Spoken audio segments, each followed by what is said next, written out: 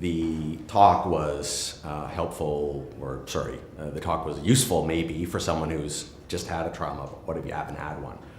Firstly, we're gonna have one. Like we're all gonna get something, have something happen to us that just wasn't supposed to happen, and there's no therefore.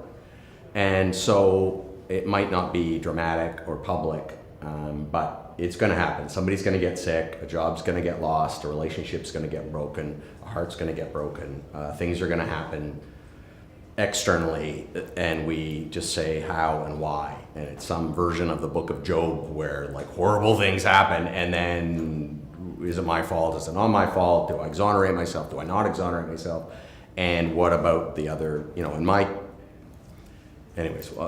case, I think about the man who died, and it means that my stories, it's not, I can neither be the hero nor the martyr of my story ever.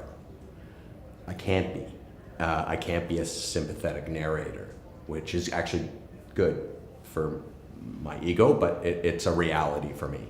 So so the identification is really to be found with the pain and people who have pain. So what I'd say to people is not to do what I used to do, and many people do, which is to run away from the pain and ask yourself, what are you afraid of? And maybe you're afraid of a path for which you think you're unqualified or unworthy. Maybe you're afraid of being not known. Maybe you're afraid of being known. And that whiplash between ego and insecurity causes people to withdraw in pain. And I say stay with it, because pain is where the growth happens. So everybody can identify with being in pain. And so when you're in pain, if you could just stay there a little bit and ask why you're in pain and look around and see if there's something that you can uncover and discover about yourself that's causing this pain, and you might learn something about yourself. I think empathy is not something you're born with. I think it is something that you're taught.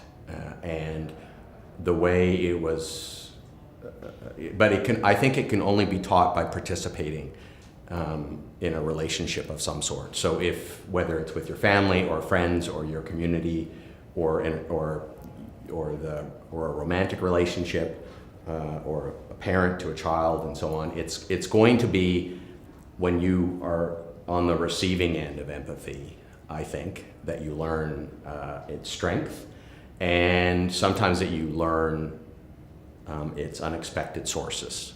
And when empathy is to be found from an unexpected source, it's most powerful, which is why people who are willing to love their enemies may find that the impact on themselves is gigantic, and it may also have an impact on that person, but that's not the point of doing it.